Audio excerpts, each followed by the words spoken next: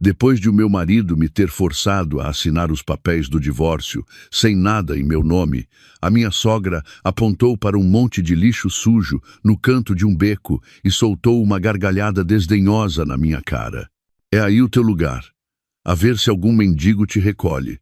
Mal sabia ela que apenas 30 minutos depois, a pessoa que me viria buscar faria toda a sua família ajoelhar-se no chão. Para entender como cheguei a uma situação tão miserável, caros ouvintes, devemos recuar no tempo apenas 1 hora, para um luxuoso apartamento que um dia acreditei ser o meu lar. O som da bofetada do meu marido, João Monteiro, foi brutal, e o seu eco cruel assustou-me mais do que o vento que uivava do lado de fora das janelas. Caí no chão frio de azulejos, com a cabeça a andar à roda e um zumbido num dos ouvidos. Não conseguia acreditar que o homem que eu amara e de quem cuidara com todo o meu coração nos últimos 5 anos, o homem que me sussurrava doces palavras ao ouvido todas as noites, agora me olhava com os olhos de uma besta viciosa. Os seus olhos estavam cheios de ódio, desprezo e um prazer cruel. Desaparece da minha casa agora mesmo, mulher inútil, que nem sequer me consegue dar um filho. A sua voz era um rosnado baixo, cada palavra uma faca que apunhalava o meu coração sangrento. Levantei o olhar, a minha visão turva pelas lágrimas. Vi a minha sogra, Carmo, de pé no umbral do quarto, com os braços cruzados e um sorriso de satisfação no rosto. Ao seu lado, a minha cunhada, Lúcia Monteiro, que só se importa com festas e aparências, gravava tudo com o telemóvel, rindo-se por baixo. João, aproxima-te da cara dela. Isto vai tornar-se viral se o publicarmos na internet. Que tal o título Esposa apanhada em flagrante recebe o que merece? A sua crueldade, a sua perfeita coordenação para me atormentar, fez-me perceber que não se tratava de um acesso de fúria espontâneo. Era uma peça que preparavam há muito tempo. E esta noite era o ato final. Com as mãos a tremer, tentei levantar-me e ajeitar a fina camisa de noite que se tinha desalinhado. João, acalma-te. Não sei o que se está a passar, mas vamos conversar. Sou a Sofia, a tentar agarrar-me a um tênue fio de esperança. Mas o João não me deu oportunidade. Atirou-se a mim, agarrou-me pelos cabelos e puxou-me a cabeça para trás, fazendo-me gritar com a dor aguda. Arrastou-me em direção à porta principal, ignorando as minhas súplicas e a minha luta. Conversar? Não tenho mais nada para conversar contigo. Já não me serves para nada. Servir para nada. Sim, era tudo o que eu tinha sido para ele nos últimos 5 anos. Uma ferramenta para ser usada e explorada. Uma máquina. Abre a porta, mãe! Gritou João, e a Carmo correu a abri-la de par em par. A noite fria de inverno em Lisboa, um vento cortante entrou imediatamente em casa, gelando-me a pele e fazendo-me tremer da cabeça aos pés. O pequeno beco lá fora estava vazio. Apenas a luz amarela tênue de um candeeiro de rua projetava as sombras dos ramos nus. João, por favor, não faças isto. Os vizinhos vão ver-nos. Supliquei, desesperada, mas o meu medo parecia excitá-lo ainda mais. Ele riu-se cruelmente. Os vizinhos? É melhor que vejam como tu és na realidade. A ver se te atreves a olhar para alguém na cara depois desta noite. E então ele fez algo que nunca esquecerei. Com toda a sua força, rasgou a camisa de noite do meu corpo. O som do tecido a rasgar-se foi seco e retumbante. Num instante, todo o meu corpo ficou exposto ao ar gelado e aos olhares malévolos da sua família. Gritei de horror e humilhação, tentando cobrir-me apressadamente com os braços. Mas era demasiado tarde. A Lúcia já tinha levantado o telemóvel e o som do obturador da câmara ressoou uma e outra vez. Uau, que bonita, cunhadinha. Isto vai rebentar com a internet. A sua gargalhada era nítida, mas gelou-me o sangue. O João empurrou-me violentamente pela porta e eu rolei pelos degraus frios de cimento. Pegou na minha mala, tirou toda a roupa que estava dentro e espalhou-a pelo meio do beco. Desaparece e nunca mais voltes, rosnou. Foi então que a minha sogra se adiantou. Não olhou para mim, mas apontou para um monte de lixo doméstico mal cheiroso num canto do beco e, virando-se para mim, disse cada palavra com ênfase. Um sorriso desdenhoso marcava cada uma das suas rugas. É aí o teu lugar. A ver se algum mendigo te recolhe. Depois de dizer isso, entrou com o filho e fechou a porta com um estrondo. O som do ferrolho a ser trancado ressoou friamente, cortando por completo qualquer ligação com o lugar que um dia chamei de lar. Fiquei sentada, nua, no meio de um beco desconhecido em plena noite de inverno.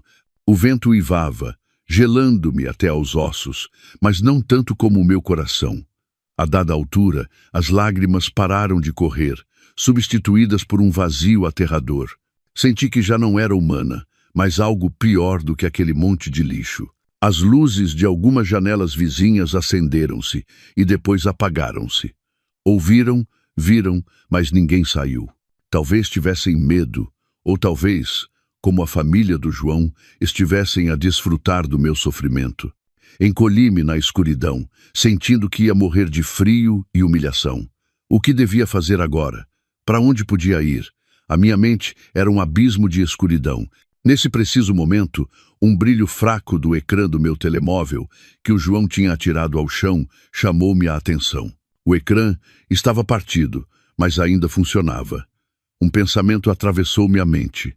Um pensamento que eu tinha reprimido com todas as minhas forças nos últimos 5 anos. Arrastei-me, a tremer, e peguei no telemóvel. Os meus dedos dormentes mal conseguiam deslizar pelo ecrã. Entrei na minha lista de contactos e procurei o único número guardado como última saída de emergência. Era o número que o meu avô me tinha obrigado a memorizar antes de eu sair de casa, com o aviso: liga só quando realmente não tiveres para onde mais ir. Nos últimos 5 anos, por mais duro e humilhante que tivesse sido, nunca me atrevi a ligar. Mas esta noite eu realmente não tinha para onde mais ir. Carreguei no botão de chamada e levei o telemóvel frio à orelha. Tocou uma vez, 2 vezes, e o meu coração batia com força.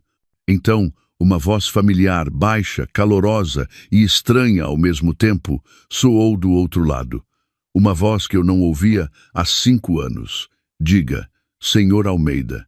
A minha voz quebrou-se, e depois de dizer essas 2 palavras, não consegui continuar e desatei a chorar. Menina? É a menina? Onde está? A voz do Senhor Almeida do outro lado estava cheia de pânico e preocupação. Contive os soluços e, com a voz entrecortada, dei-lhe a morada deste beco. Por favor, venha buscar-me, Senhor Almeida. Menina, não tema, irei de imediato. Resista só mais um pouco. O Senhor Almeida disse isso e desligou. Deixei cair o telemóvel, sentindo toda a força abandonar o meu corpo. Eu tinha feito a chamada, tinha quebrado a minha própria promessa e tinha voltado a pedir ajuda à família que abandonara. Mas não tinha outra opção. Apoiei a cabeça nos joelhos e esperei. Cada segundo, cada minuto, parecia uma eternidade. O vento tornou-se mais frio e pouco a pouco comecei a perder a sensibilidade no meu corpo.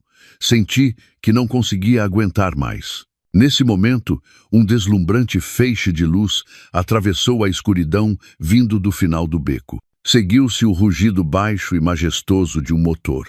Um som completamente deslocado neste bairro humilde. 1, 2 e 3. Uma comitiva de reluzentes Rolls-Royce pretos deslizou silenciosamente na minha direção como feras predadoras. Todo o pequeno beco se iluminou instantaneamente com os faróis. As luzes das janelas acenderam-se novamente. Desta vez, ninguém se atreveu a apagá-las. Estavam atônitos, horrorizados, incrédulos com o que viam. A comitiva parou e a porta do carro principal abriu-se. O senhor Almeida, impecavelmente vestido com um fato preto, desceu rapidamente. Atrás dele, dezenas de guarda-costas uniformizados desceram e colocaram-se em 2 filas, formando um sólido muro protetor à minha volta. O senhor Almeida tirou o seu grosso casaco de caxemira e colocou-o sobre o meu corpo trêmulo. Com o calor do casaco e o olhar angustiado e magoado dos seus olhos, não me consegui conter mais e voltei a chorar. Menina, sofreu muito, disse o Sr. Almeida com a voz rouca. É hora de voltar para casa. Abriria este regresso um novo e brilhante capítulo, ou esperavam-me mais tempestades? E quando descobrissem a minha verdadeira identidade, o que enfrentaria a família do meu ex-marido?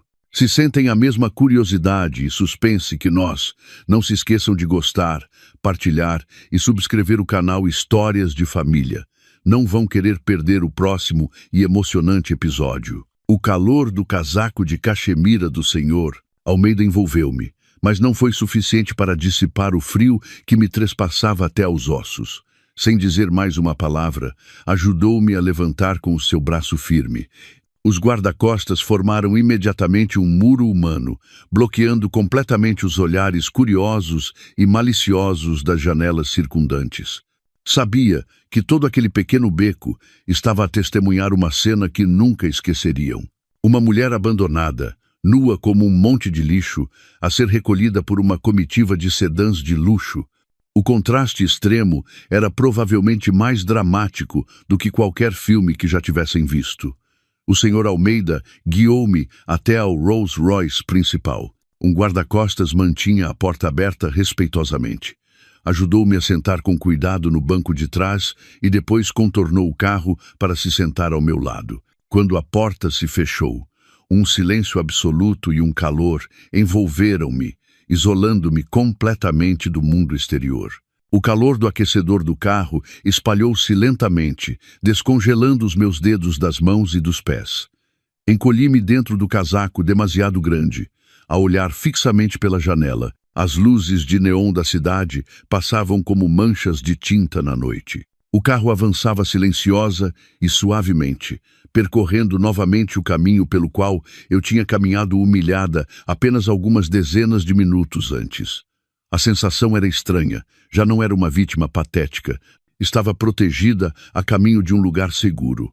Mas a segurança física não conseguia acalmar a tempestade que rugia na minha alma. A imagem do João a rasgar a minha roupa, o dedo da Carmo a apontar para o monte de lixo, o sorriso desdenhoso da Lúcia, tudo se repetia na minha mente como um filme de terror.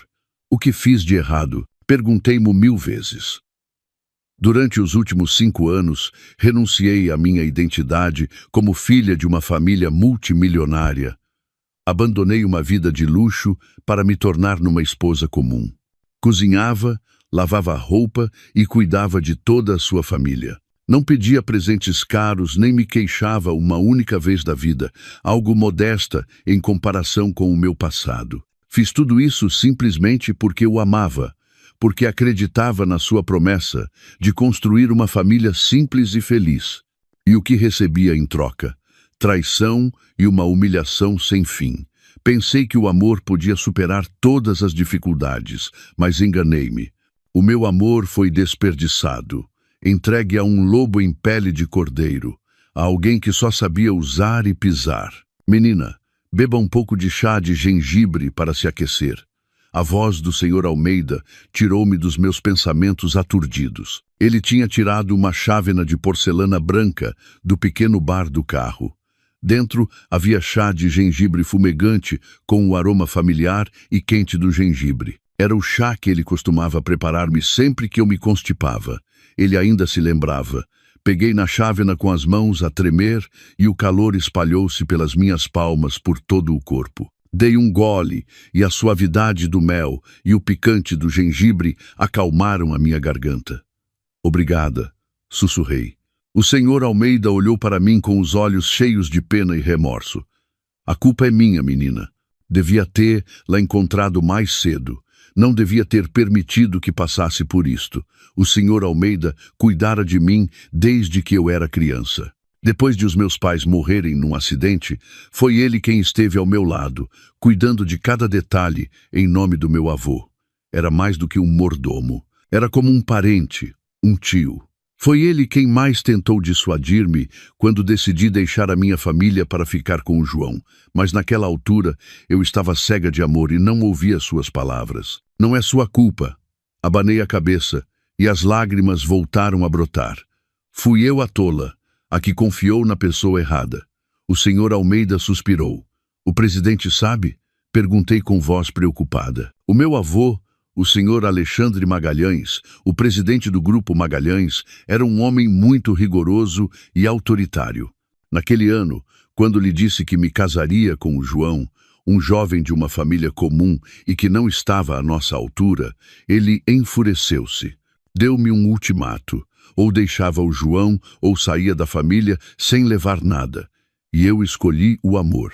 Nos últimos 5 anos, não me atrevi a contactar a minha família, não porque odiasse o meu avô, mas por medo. Medo de o desiludir, medo de lhe mostrar a minha vida não tão próspera. Queria provar-lhe que a minha escolha era a correta, que podia viver feliz sem o dinheiro da minha família. Mas agora tinha falhado. Tinha falhado redondamente. Informei o presidente assim que recebi a sua chamada. Respondeu o senhor Almeida.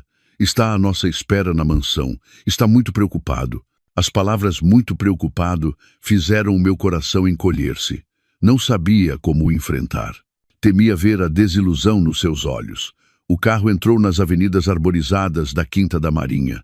Pouco a pouco, apareceram mansões grandiosas e luxuosas, familiares e estranhas ao mesmo tempo. Não voltava aqui há 5 anos. Tudo parecia igual, ainda luxuoso e nobre, mas eu tinha mudado. Já não era a jovem ingênua e despreocupada. Era uma mulher com um casamento falhado, uma mulher que acabara de ser despida e abandonada no meio de uma noite de inverno. O carro parou em frente ao imponente portão de ferro da mansão da família Magalhães. O portão abriu-se lentamente, revelando o familiar caminho de gravilha branca que conduzia ao interior. A luz que emanava da mansão iluminava uma parte do céu, quente, como se desse as boas-vindas ao regresso de um filho pródigo. Mas outro sentimento surgiu no meu coração. Não era o alívio de voltar a casa, mas uma chama de ódio ardente. João Monteiro Carmo, Lúcia Monteiro. Fechei os olhos e gravei esses 3 nomes no fundo do meu coração. Fiz um juramento a mim mesma. A dor e a humilhação que me infligiram esta noite, eu devolver-lhes-ia 100.000 vezes, com juros. A porta do carro abriu-se e respirei fundo o ar fresco do jardim. Já não era a fraca Sofia Magalhães do passado. Esta noite, das cinzas da humilhação, renascera uma nova pessoa. O senhor Almeida voltou a colocar-me cuidadosamente o casaco, cobrindo a roupa esfarrapada por baixo, e ajudou-me a sair do carro. De pé, em frente à pesada porta de madeira maciça, primorosamente esculpida, a mesma porta à qual virei as costas com decisão há 5 anos, o meu coração encheu-se de emoções contraditórias. Receber-me-ia o homem autoritário que estava lá dentro, o meu avô que eu amava e temia em partes iguais, com os braços abertos ou com um olhar frio de reprovação. A pesada porta abriu-se lentamente sem um único ranger, e uma luz quente derramou-se do interior, envolvendo-me. No vestíbulo central estava o meu avô, o presidente Magalhães. Usava um pijama de seda. O seu cabelo grisalho estava cuidadosamente penteado, mas o seu rosto, sempre digno, estava marcado por uma profunda preocupação. Não estava sentado na sua familiar poltrona de couro, mas de pé, apoiado na sua bengala de ébano, a olhar fixamente para mim. No momento em que os nossos olhares se cruzaram, o tempo pareceu parar. Nos seus olhos astutos, não vi reprovação nem desilusão, mas uma pena infinita e um amor que ele reprimira durante 5 anos. Não consegui conter-me mais. Soltei a mão do senhor Almeida, aproximei-me dele a cambalear, ajoelhei-me a seus pés e chorei amargamente. Avô, eu errei. O meu choro explodiu. Um choro violento que continha toda a mágoa, a dor e o arrependimento que eu suportara. A bengala de ébano que ele segurava caiu no chão de mármore com um som seco. Inclinou-se, a tremer, e as suas mãos, marcadas pela passagem do tempo, levantaram suavemente o meu rosto. Voltastes, minha menina. O importante é que voltastes para casa. A sua voz estava rouca, os seus olhos avermelhados. Não me repreendeu nem uma única vez. Os seus braços não eram tão fortes como antes, mas continuavam a ser o abraço mais quente e seguro do mundo. O Sr. Almeida e as empregadas domésticas que estavam atrás viraram-se em silêncio. Ninguém queria perturbar o momento de reencontro cheio de lágrimas entre avô e neta. O meu avô ajudou-me a levantar e sentou-me no sofá. O Sr. Almeida trouxe rapidamente roupa limpa e um copo de leite quente. Toma um duche e muda de roupa. Quando estiveres mais quente, conversaremos. A sua voz estava mais calma, mas ainda tremia. Obedeci e entrei na familiar casa de banho, que ninguém usara em 5 anos, mas que era limpa diariamente. O vapor quente encheu a sala, lavando as marcas sujas desta noite, mas não conseguiu lavar a humilhação gravada no fundo do meu coração. Ao vestir o suave pijama de seda, senti como se me tivesse despido de uma pele suja. Quando voltei à sala de estar, o meu avô ainda lá estava à minha espera. Tinha-se mudado para uma roupa mais formal, e sobre a mesa havia um bule de chá verde de alta qualidade a fumegar. Fez-me um sinal para que me sentasse à sua frente e disse com uma voz baixa e autoritária: "Agora, conta-me, o que é que aquele homem e a sua família te fizeram?" E eu falei, contei tudo sem esconder nada. Falei dos meus 5 anos de vida no pequeno apartamento, de como tive de abandonar todos os hábitos e passatempos de uma filha de família rica para me tornar numa esposa, e não uma comum. Falei do tratamento frio da minha sogra, da preguiça e das queixas da minha cunhada, e da crueldade do João, que ia além da fraqueza e da indiferença. Contei como a minha incapacidade de ter um filho se tornou um espinho cravado no seu lado. E, finalmente, contei todos os horríveis acontecimentos desta noite, desde a bofetada, as palavras humilhantes, até ao ato selvagem do João de rasgar a minha roupa e deitar-me na rua. Quanto mais falava, mais me dava conta do quão absurdo tudo tinha sido. Eu, Sofia Magalhães, a única neta do presidente do Grupo Magalhães, criada em berço de ouro, como pude suportar essa vida durante 5 anos? Apenas por uma palavra: amor. Um amor cego que me tornou tola, que me fez entrar pelo meu próprio pé numa falsa gaiola dourada, apenas para ser depenada e abandonada pelas mesmas pessoas de quem cuidei com todo o meu coração. O meu avô ouvia em silêncio. Tinha os punhos cerrados com tanta força que as veias azuis se marcavam no dorso das suas mãos. O seu rosto tinha se escurecido e nos seus olhos ardia uma chama de fúria que eu não via há muito tempo. Quando terminei a minha história, não disse nada de imediato. Fechou os olhos e respirou fundo, como se tentasse reprimir uma ira prestes a explodir. "Senhor Almeida", chamou com uma voz gélida. "Sim, presidente. Quero que investigue esse João Monteiro e a sua família de imediato. Tudo sobre eles, o seu trabalho, os seus negócios, as suas relações, os seus bens, até ao mais ínfimo detalhe. Dou-lhe 24 horas. Sim, tratarei disso de imediato." O senhor Almeida inclinou a cabeça e saiu rapidamente. A sala voltou a ficar em silêncio. O meu avô abriu os olhos e olhou para mim. O seu olhar suavizara-se um pouco. "Sofia, ainda me guardas rancor por ter sido tão rigoroso contigo naquele ano?" Abanei a cabeça e as lágrimas voltaram a brotar. "Não, agora entendo. Foi tudo culpa minha. Não ouvi os seus conselhos. Estava cega de amor. O amor não é pecado, menina", suspirou ele. "O problema é que o deste a um homem que não o merecia. Mas bem, isso são águas passadas. Pensa que pagaste uma propina muito cara. O importante é que voltaste. A partir de agora, ninguém te poderá fazer mal, prometo." A sua promessa foi como uma rocha de 1000 toneladas que assentou o meu coração. Sabia que a verdadeira tempestade estava prestes a começar, mas desta vez já não estava sozinha. Tinha o meu avô e por trás de mim o poderoso império do Grupo Magalhães. Naquela noite, dormi no meu antigo quarto. Tinha sido conservado tal como o deixei. A cama de princesa, com lençóis cor-de-rosa pálido, a secretária branca, onde estudei para os exames nacionais, e o enorme urso de peluche que o meu avô me ofereceu no meu 18º grau aniversário.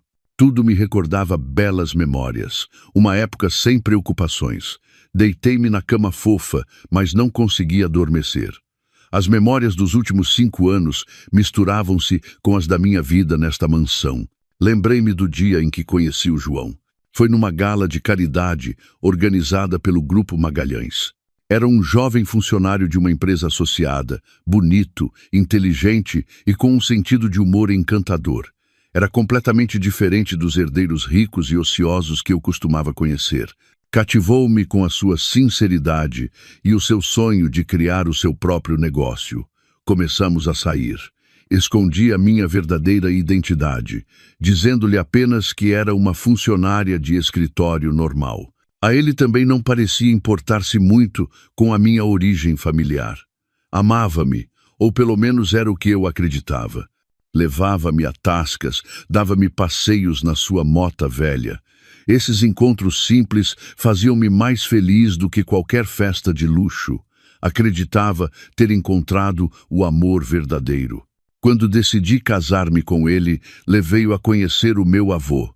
O encontro foi um desastre. O meu avô, com um único olhar, disse-me sem rodeios: "Esse homem não te convém. Tem a ambição escrita nos olhos. Não te quer a ti, quer a fortuna da tua família." Discuti com o meu avô, defendendo o João com unhas e dentes. Disse-lhe que era demasiado desconfiado, que o João não era assim. A discussão atingiu o seu ponto alto quando o meu avô me deu o seu ultimato. Com a arrogância da juventude e uma fé cega, escolhi ir-me embora para lhe provar que estava enganado.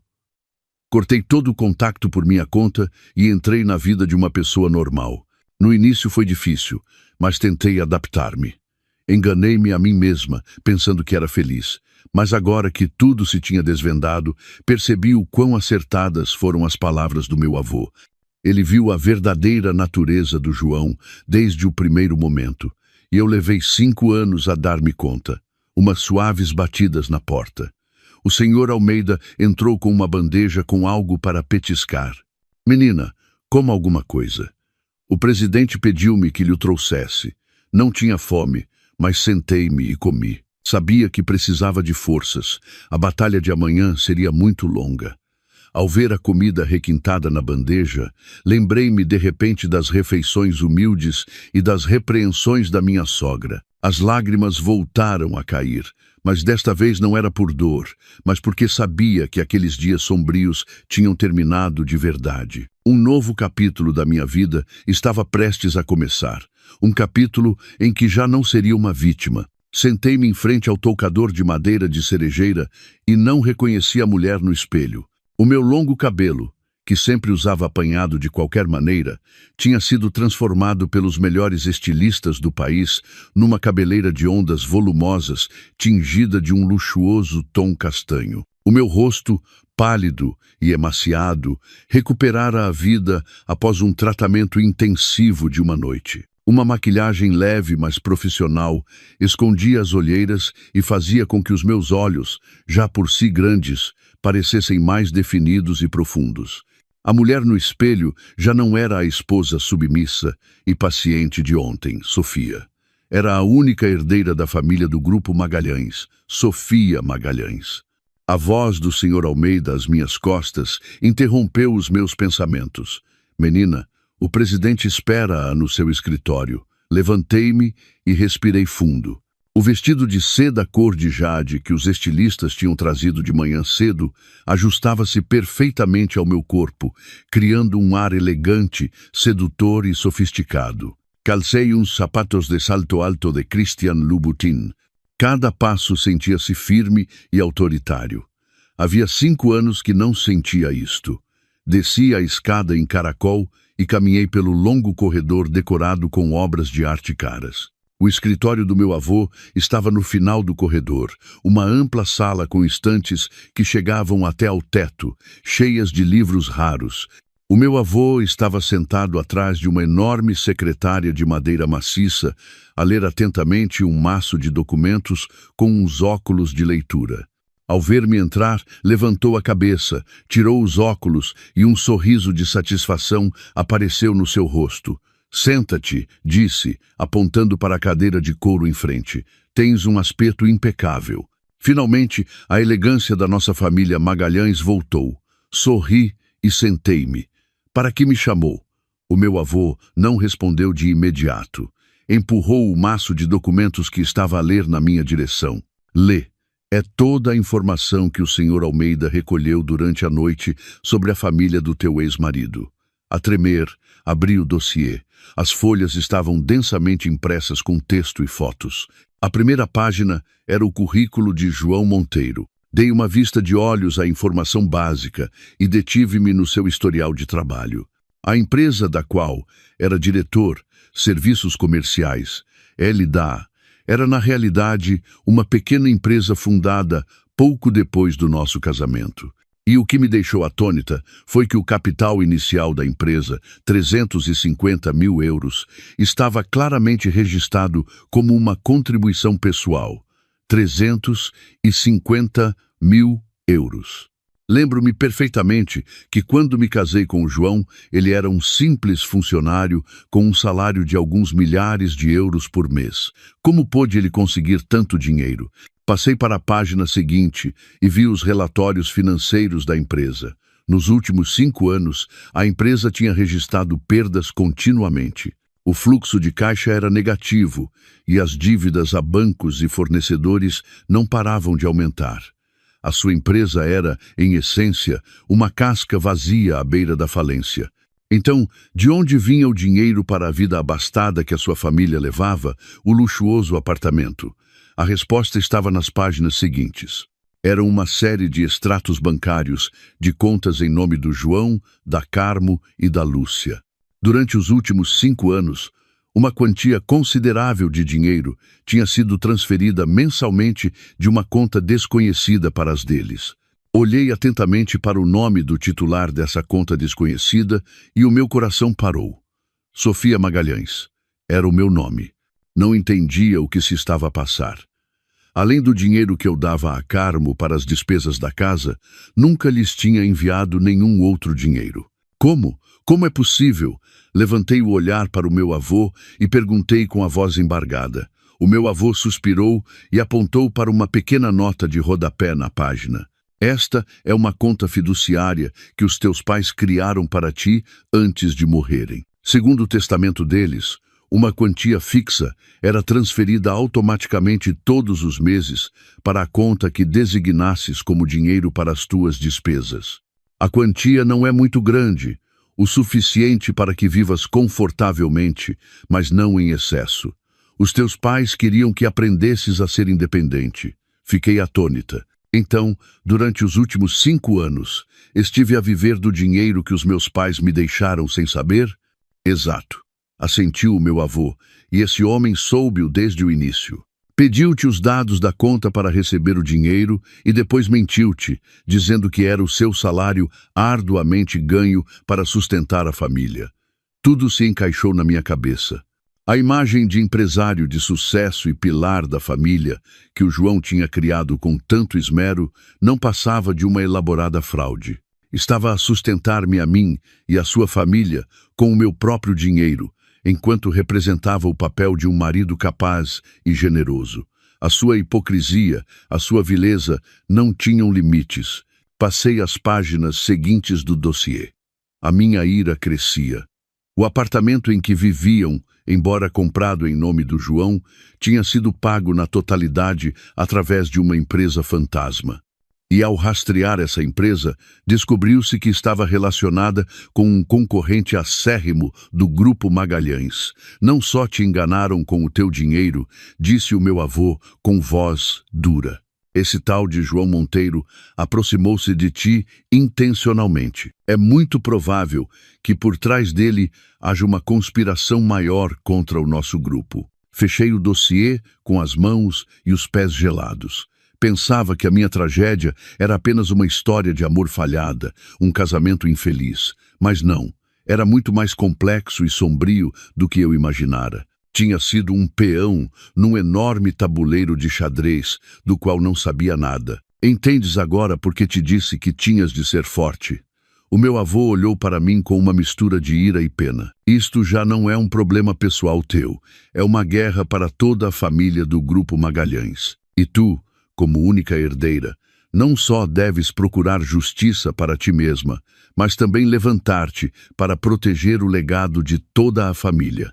Olhei para os seus olhos decididos. O medo e a confusão iniciais desvaneceram-se gradualmente, substituídos por uma determinação de aço. O meu avô tinha razão. Não podia continuar a ser uma vítima para sempre. Tinha de me tornar numa guerreira. O que devo fazer agora? A minha voz era calma e clara. O meu avô sorriu com confiança. Primeiro, precisas de uma identidade. Uma identidade com peso suficiente para os fazer tremer de medo. Levantou o telefone interno.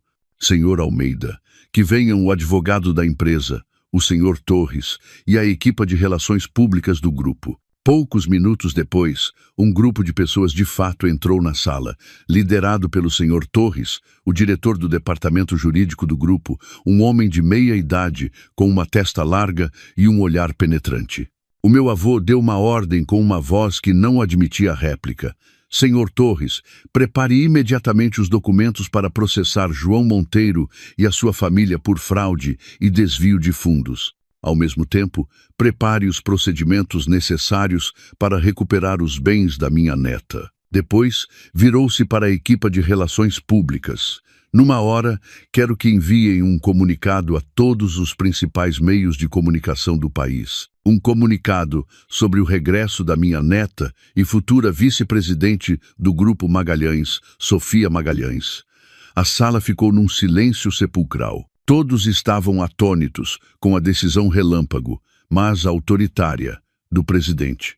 Eu também, vice-presidente, um cargo em que nunca tinha pensado. Avô, eu tentei dizer algo, mas ele deteve-me com um gesto da mão. Não há mas. Este cargo sempre foi teu. É hora de reclamares o que te pertence. Olhou para mim, e o seu olhar era tanto uma ordem como uma expectativa. Prepara-te, minha filha. A tempestade está prestes a desencadear-se, e tu estarás no centro dela. Respirei fundo e assenti com firmeza. Sim, estava preparada. Neste jogo, não só ia participar, como ia estabelecer as regras. A tempestade mediática que o meu avô desencadeou chegou mais rápido e com mais força do que eu poderia ter imaginado. Tal como ordenou, em apenas uma hora, a manchete: a herdeira do Grupo Magalhães regressa após 5 anos e prepara-se para assumir a vice-presidência, ocupava a primeira página de todos os principais jornais online. O artigo era acompanhado de um retrato meu, tirado profissionalmente naquela manhã, em que eu parecia bonita, elegante e carismática. O telefone do senhor Almeida não parava de tocar. Parceiros, investidores, meios de comunicação, todos estavam em alvoroço com esta notícia chocante. Na outra ponta da cidade, no seu apartamento, podia imaginar as caras do João e da sua família. Certamente ficariam sem palavras, sem poder acreditar no que viam. A esposa, que acabavam de humilhar e expulsar sem piedade, a pessoa que eles acreditavam ser um cordeiro frágil, tinha se transformado de repente numa fênix, numa figura que monopolizava a atenção de todo o mundo dos negócios. A sua euforia da noite anterior ter-se-ia transformado agora num medo atroz. Mas isto era apenas o começo. A minha transformação não se limitou à minha identidade e à minha roupa. O meu avô queria que eu me transformasse por completo, por dentro e por fora. Ele disse: uma rainha não deve apenas usar uma coroa, deve também ter sabedoria e coragem. Na manhã seguinte, uma equipa dos melhores tutores privados foi convocada à mansão. Um ensinava macroeconomia e gestão empresarial, outro direito comercial e assuntos legais, outro técnicas de negociação e comunicação. e havia até um treinador pessoal para artes marciais e condicionamento físico. A minha agenda estava repleta desde a madrugada até bem tarde da noite. Mergulhei nos estudos como uma esponja seca, tentando absorver todo o conhecimento que tinha perdido nos últimos 5 anos. Os conceitos financeiros, as leis complexas, as estratégias de gestão. No início, senti-me sobrecarregada, mas como se o ADN empresarial da família Magalhães tivesse despertado, aprendi muito rápido. A minha capacidade de análise e o meu pensamento lógico surpreenderam os meus tutores. À noite, depois das aulas, sentava-me com o meu avô no seu escritório. Ele não me ensinava teorias vazias. Ensinava-me através da experiência prática de uma vida inteira, através do jogo dos negócios. Analisava-me os pontos fortes e fracos de cada concorrente, de cada parceiro. Ensinou-me a ler a mente das pessoas, a usar o poder com sabedoria. O poder não reside em quantas pessoas podes mandar, disse ele. Reside em quantas pessoas consegues fazer com que te respeitem e te sigam voluntariamente.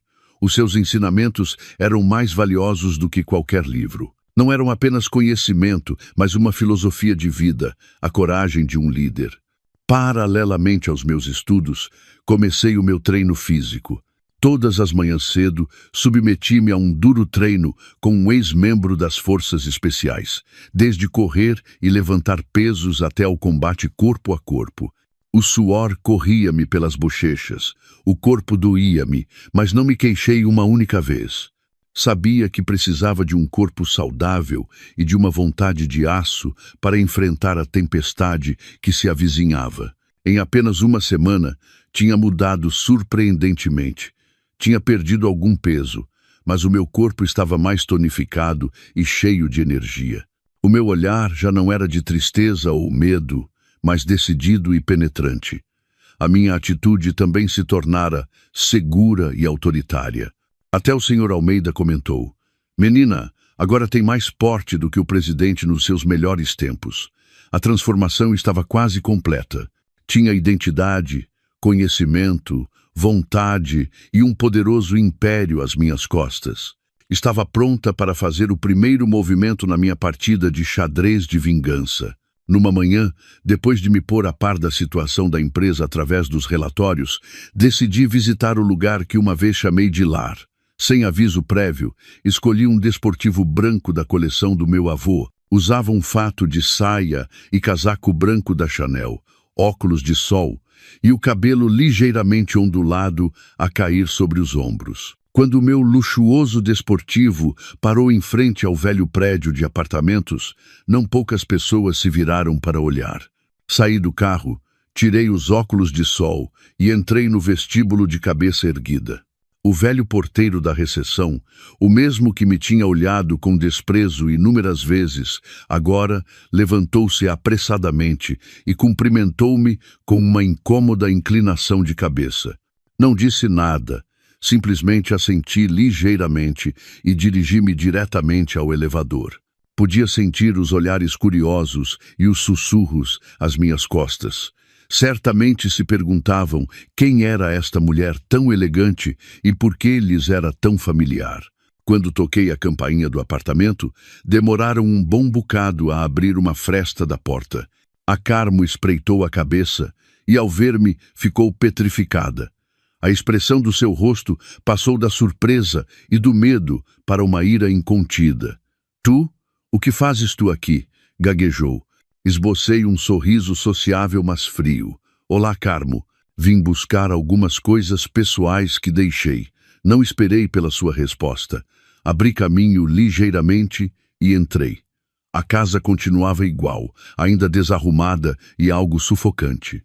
O João e a Lúcia estavam sentados na sala, e ao ver-me entrar, ambos ficaram sem palavras.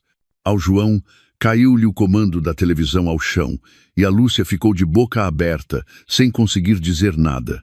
O seu aspecto atual era realmente patético. A roupa desalinhada e as caras emaciadas contrastavam completamente com o seu ar triunfante daquela noite. "Olá, João. Olá, Lúcia." disse num tom indiferente, como se cumprimentasse estranhos. Há quanto tempo? Não parecem estar muito bem.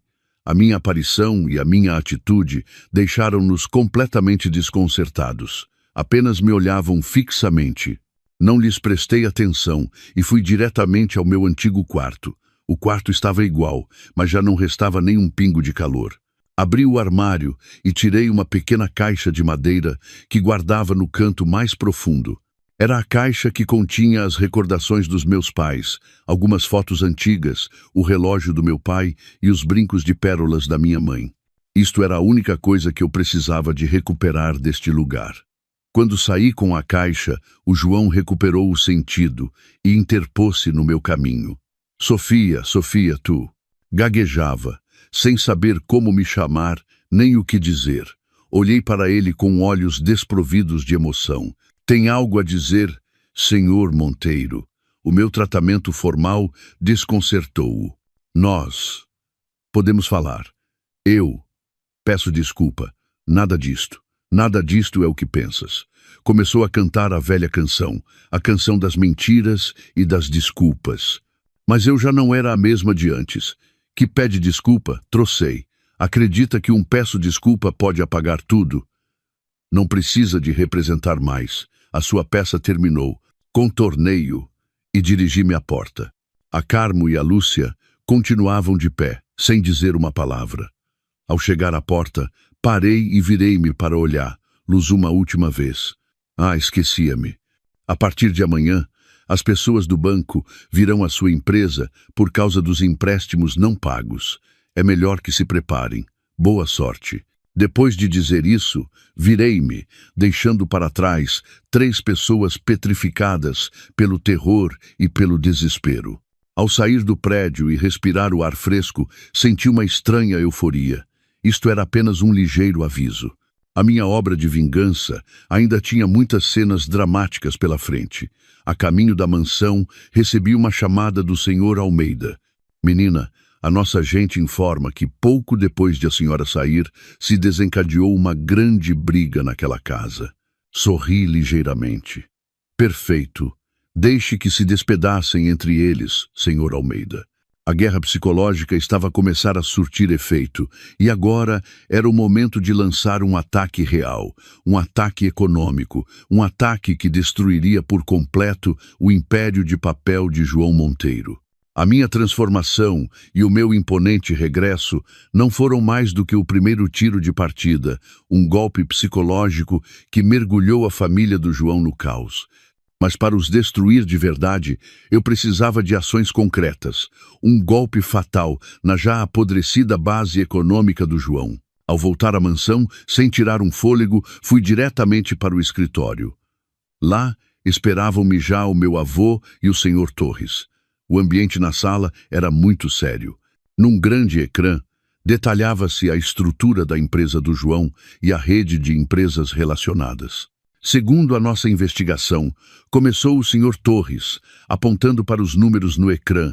A empresa do Sr. Monteiro tem dívidas de quase 14 milhões de euros a 3 bancos diferentes, e todas estão prestes a vencer. Ele hipotecou o apartamento em que vive atualmente como garantia para um dos empréstimos. Franze o sobrolho. Então, essa casa também não é segura. Se o João não puder pagar a dívida, o banco irá penhorá-la. Isso não é tudo, continuou o meu avô com a sua voz profunda e experiente. Os contratos recentes do João são maioritariamente pequenos, com um lucro mínimo. A sua principal fonte de rendimento provém de 2 grandes contratos com 2 das nossas filiais. São contratos que ele conseguiu graças à sua relação contigo.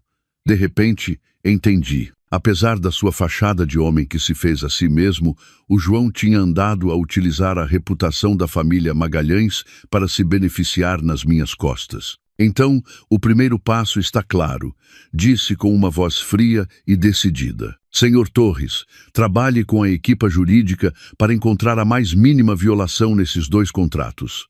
Um empresário tão desonesto como ele, de certeza que tem lacunas. Rescindiremos os contratos unilateralmente. O Sr. Torres assentiu. Entendido. Não será difícil.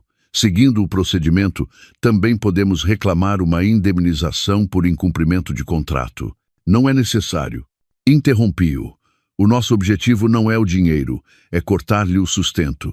Faça tudo conforme a lei, para que ele não possa dizer nem uma palavra. O meu avô olhou para mim com satisfação. Bem, o ataque deve ser decisivo. Mas não é suficiente. Devemos criar uma pressão maior, uma pressão de todas as direções. Virou-se para o Sr. Almeida, que estava de pé em silêncio num canto da sala. Sr. Almeida, contacte esses bancos e diga-lhes que o Grupo Magalhães comprará todas as dívidas dessa empresa. Tanto o Sr. Torres como eu ficamos um pouco surpreendidos. Avô, por que faríamos isso? Perguntei. Comprar a dívida de um inimigo não é como ajudá-lo. O meu avô sorriu com a astúcia de uma velha raposa. Ajudá-lo? Não. Pensa bem. Se o credor for o banco, eles seguirão os procedimentos. Podem conceder-lhe prorrogações ou negociar. Mas e se o credor formos nós? Não lhe daremos nem um único dia de prorrogação.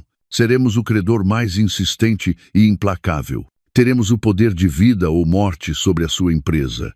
Então, viverá se tu quiseres que viva, e morrerá se tu quiseres que morra. Acendeu-se-me uma luz. A jogada do meu avô era realmente magistral. Não só nos mudava de uma posição passiva para uma ativa, como também colocava o João numa situação sem saída. Ele enfrentaria um novo credor poderoso e misterioso, sem suspeitar nem por um momento que por trás de tudo estava eu. Sr. Almeida, virei-me com um olhar penetrante. Ao comprar a dívida, não revele em caso algum a identidade do Grupo Magalhães. Faça-o através de uma empresa intermediária financeira que não tenha nenhuma relação aparente conosco. Não se preocupe, menina. Já tenho uma empresa assim preparada, respondeu o Sr. Almeida com voz segura. O plano estava perfeitamente traçado. Pressão por ambos os flancos, um para cortar os seus rendimentos, o outro para o afogar com as dívidas. Tinha vontade de ver como o João ia sair desta. Enquanto meu avô e eu fazíamos o nosso primeiro movimento, não esqueci a tarefa mais importante, continuar a investigar os segredos obscuros do João. Acreditava firmemente que, além do que o Sr. Almeida tinha descoberto, devia haver outros cantos escuros que ele ocultava. Lembrei-me das vezes que o João chegava tarde a casa com a desculpa de reuniões de trabalho, a cheirar a álcool e a um perfume de mulher desconhecido. Lembrei-me das chamadas que recebia, escondido na varanda. A minha intuição de mulher dizia-me: além de mim, o João tem outras relações turvas. Chamei o Sr. Almeida. Sr. Almeida, poderia investigar mais a fundo as relações pessoais do Sr. Monteiro, especialmente com as mulheres? Quero saber quantas mais pessoas ele enganou, além de mim. O Sr. Almeida assentiu. Entendido, menina. A investigação secreta recomeçou. Desta vez, o objetivo não era apenas as suas finanças, mas também a sua vida privada. Poucos dias depois, as nossas ações começaram a surtir efeito. Logo pela manhã, o advogado do Grupo Magalhães enviou à empresa do João uma notificação oficial de rescisão de contrato. Ao mesmo tempo, os 3 bancos enviaram ao João uma notificação de dívida, informando-o de que a sua dívida tinha sido transferida para um novo credor. Investimentos Financeiros Atlas, a empresa fantasma que tínhamos criado. Não estive lá, mas podia imaginar a cara do João ao receber 2 más notícias de uma só vez. Certamente ligaria como um louco para todo lado, tentando descobrir quem era a Investimentos Financeiros Atlas e por que agiam de forma tão fulminante e implacável. Nunca imaginaria que a pessoa por trás de tudo era a esposa que acabara de abandonar. Ao mesmo tempo, o Sr. Almeida também trouxe as primeiras informações sobre a vida privada do João, e era muito mais terrível do que eu imaginara. Menina, o Sr. Monteiro não tinha apenas uma amante, disse o Sr. Almeida, colocando um maço de fotos sobre a mesa. Segundo o nosso acompanhamento nas últimas 72 horas, ele manteve relações com pelo menos outras 3 mulheres. Peguei nas fotos com as mãos a tremer de raiva. Na primeira foto, o João rodeava com o braço a cintura de uma jovem modelo num bar de luxo. Na segunda, saía de um hotel de 5 estrelas de braço dado com uma empresária abastada mais velha do que ele. Na terceira, dava de comer com ternura a uma jovem universitária numa cafetaria. Cada uma com um encanto diferente, mas com uma coisa em comum. Todas pareciam mulheres com dinheiro e estatuto. Não as enganava apenas por luxúria, continuou o Sr. Almeida. Via-as como ferramentas a serem utilizadas. A modelo ajudava-o a aceder ao mundo do espetáculo. Essa empresária é a presidente de uma grande construtora e podia conseguir-lhe contratos lucrativos. E essa universitária, o pai dela, é um alto funcionário influente. Deixei as fotos, sentindo náuseas. Este homem não tinha coração, só tinha cálculos e uma ganância sem fim. Tinha transformado a sua vida num tabuleiro de xadrez, e todas as mulheres que se aproximavam dele, incluindo eu, eram apenas peões que ele usava e descartava quando já não lhe serviam. Este facto doeu-me mais do que a sua traição. Demonstrava a sua natureza podre e doentia. Continue a investigar, Sr. Almeida, disse com voz gélida. Quero saber tudo sobre essas mulheres. Quero saber como ele as enganou. Talvez tenha chegado o momento de as vítimas como eu se unirem. Um novo e mais audacioso plano começou a formar-se na minha mente. Não só ia destruir o João, como também o ia desmascarar perante todas as pessoas que ele tinha enganado e continuava a enganar. Ia deixá-lo sem um único lugar onde se esconder. A armadilha estava montada e a presa começava a entrar em pânico. Mas estariam essas mulheres dispostas a cooperar comigo ou também acreditariam cegamente nesse homem astuto, como eu fiz? Esta batalha parecia muito mais complicada do que eu pensava. Enquanto a tempestade que eu criara se abatia lentamente sobre o João, na outra ponta da cidade, no estreito apartamento, a sua família mergulhava numa breve e fantástica alegria. Não tinham a menor ideia do que estava para vir. Para eles, expulsar-me de casa foi uma grande vitória. Tinham se livrado da nora, que não podia ter filhos. E, mais importante, pensavam que em breve conseguiriam uma vida de riqueza. Assim que saí, a Carmo apressou-se a ligar a um parente distante que era agente imobiliário.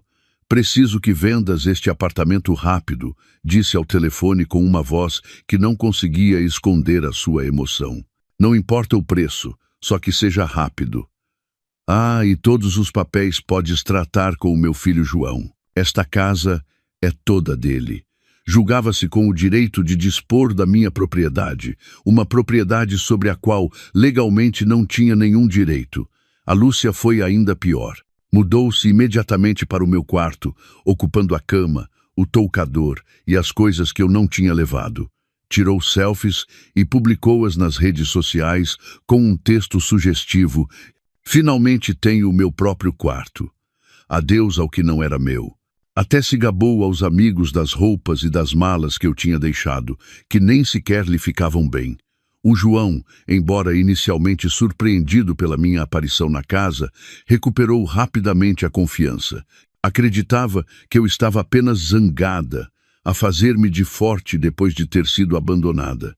Não podia imaginar que eu tinha em minhas mãos todos os seus segredos e que estava a preparar um contra-ataque brutal. Disse à sua mãe e à sua irmã: Mãe, Lúcia, não se preocupem. A Sofia é boa e fraca, só ladra, mas não nos fará nada. Deixarei que se acalme uns dias em casa do avô e depois irei buscá-la. Nessa altura, não terá outra opção senão obedecer-me. Ainda confiava na sua capacidade de atuação e manipulação. Acreditava que algumas palavras doces, algumas lágrimas de crocodilo, derreteriam o meu coração. Começaram a planear o seu futuro. Com o dinheiro da venda do apartamento, pagariam as dívidas da empresa do João e, com o que sobrasse, comprariam uma vivenda numa zona rica. A Carmo sonhava em ir ao spa todos os dias e fazer compras de luxo. A Lúcia planeava um casamento em grande estilo com o seu novo namorado rico. Descreviam um futuro belo, uma vida de classe alta, mas não sabiam que os alicerces desse sonho estavam construídos sobre mentiras e que em breve se desmoronariam.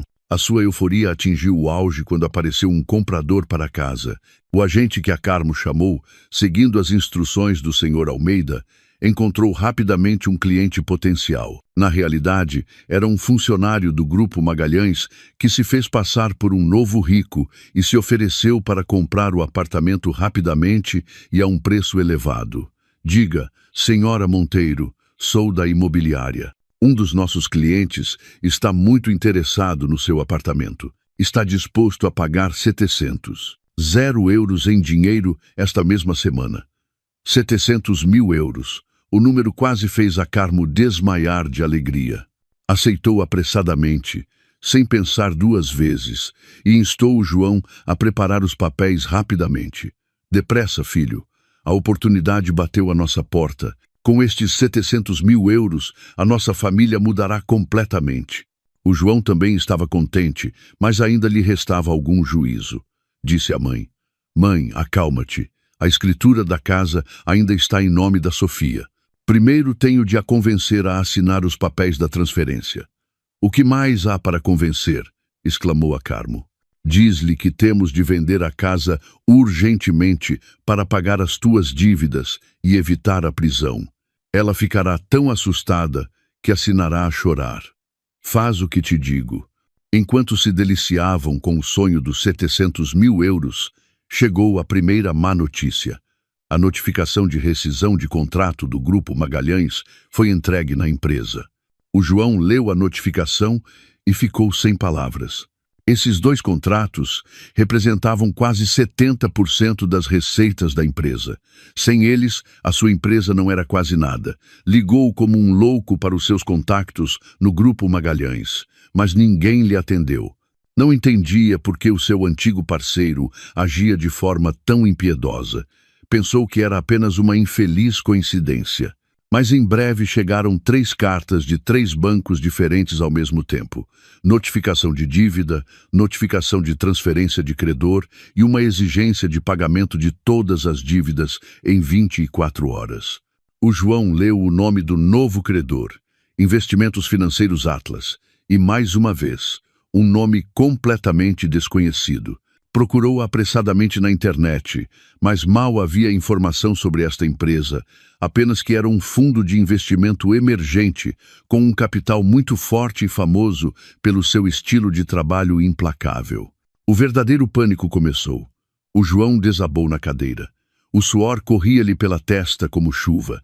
Não entendia o que estava a acontecer, porque todas as más notícias chegavam ao mesmo tempo. Sentia como se uma mão invisível o estivesse a estrangular. A Carmo e a Lúcia, ao verem a cara pálida do João, começaram a preocupar-se. O que se passa, filho? O que aconteceu? O João, a tremer, contou-lhes tudo. O sonho dos 700 mil euros. O sonho de mudarem as suas vidas desvaneceu-se num instante como fumo, deixando apenas a fria realidade da falência e das dívidas. O que fazemos? O que fazemos agora? A Carmo deambulava pela casa, a murmurar. Como vamos pagar esse dinheiro? Vamos mesmo ficar na rua? A Lúcia começou a chorar. E o que acontece com o meu casamento? Disse a todas as minhas amigas que me ia casar num hotel de 5 estrelas. O seu egoísmo não mudou nem no momento mais crítico. No seu desespero, o João de repente pensou em mim. Sim, só a Sofia Magalhães o podia salvar. O seu avô era multimilionário, uma palavra dele e tudo se resolveria. Mais uma vez, agarrou-se à tábua de salvação que tinha descartado. Pegou apressadamente no seu telemóvel e marcou o meu número. Não sabia que a pessoa que tinha o seu destino nas mãos, o misterioso credor Atlas, era eu. Estava a preparar-se para suplicar ao seu inimigo. A chamada do João chegou enquanto eu estava sentada no meu escritório, a rever o último relatório sobre a situação financeira da empresa. Ao ver o seu nome no ecrã, não atendi de imediato. Deixei o telefone tocar. Deixei o seu nervosismo e desespero ressoarem. Finalmente, carreguei no botão de chamada, mas não disse nada. Sofia. A voz do João do outro lado do telefone era trêmula e suplicante, completamente diferente da sua arrogância habitual. Podemos ver-nos um momento? Tenho algo para te dizer, algo muito importante. Guardei silêncio. O meu silêncio parecia aterrorizá-lo ainda mais. Sofia, por favor, pensa que é a última vez. Eu errei. Vou explicar-te tudo. Por favor, dá-me uma oportunidade. Continuei em silêncio. Queria que ele provasse a impotência, a sensação de ter de suplicar a outra pessoa como eu fiz. Finalmente abri a boca.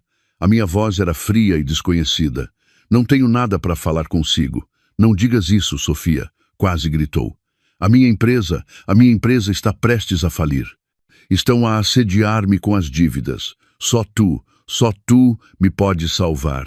Ah, sim, disse com um tom sarcástico. O que tem a ver comigo que a sua empresa vá à falência? Em breve vamos divorciar-nos. Tem a ver, muito a ver, disse apressadamente. É tudo por tua causa. Se não fosse por ti, não teria chegado a esta situação. Sofia, ajuda-me só desta vez. Prometo que te devolverei tudo. Farei o que quiseres. Ri-me. Mesmo nesta situação, continuava a culpar-me. Não preciso de nada e não tenho capacidade para o ajudar. Menti sem pestanejar. Como pode ver, eu também fui expulsa por si e pela sua família, e não tenho um cêntimo. Neste momento, estou a viver da caridade do meu avô. A minha mentira foi o golpe mais doloroso. Esmagou a sua última esperança. Ele pensava que eu era rica e poderosa, e agora dizia-lhe que eu também era uma parasita. Não, não pode ser, murmurou com voz desesperada. O teu avô, com todo o rico que é, não te vai ajudar.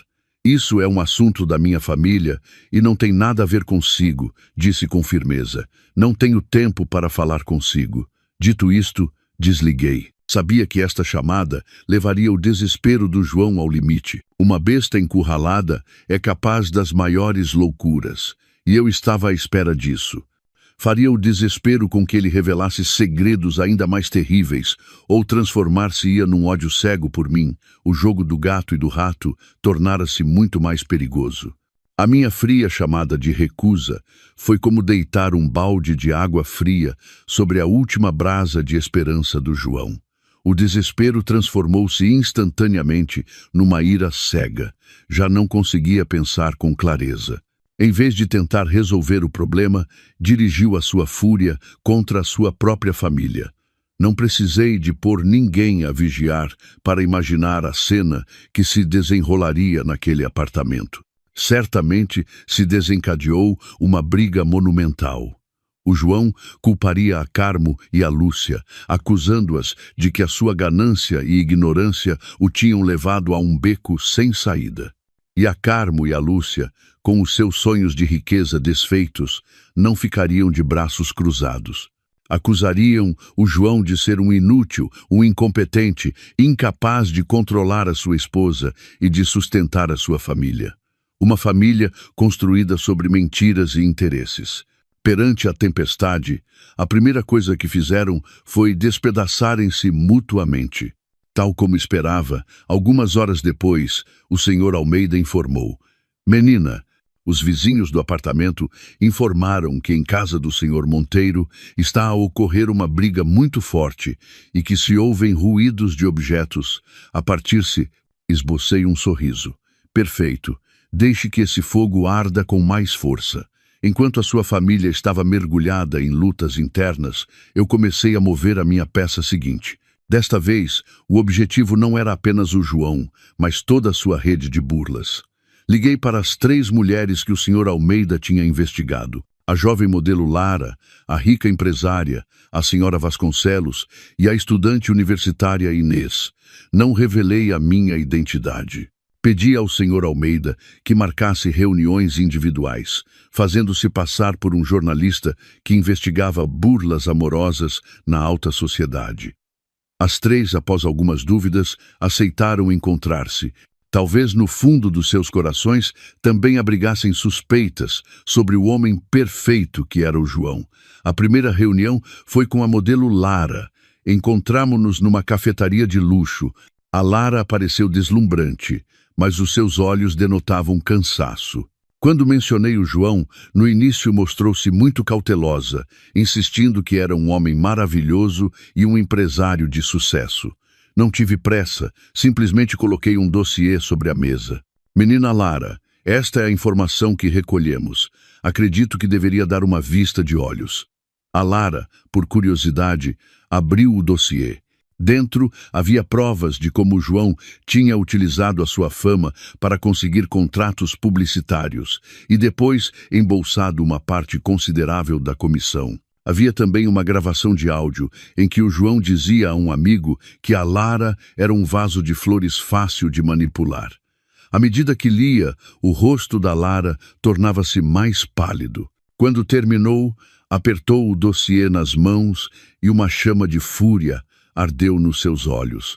Maldito canalha, então só me estava a usar. A reunião com a senhora Vasconcelos, a empresária, decorreu de forma semelhante. A senhora Vasconcelos era uma mulher inteligente e experiente.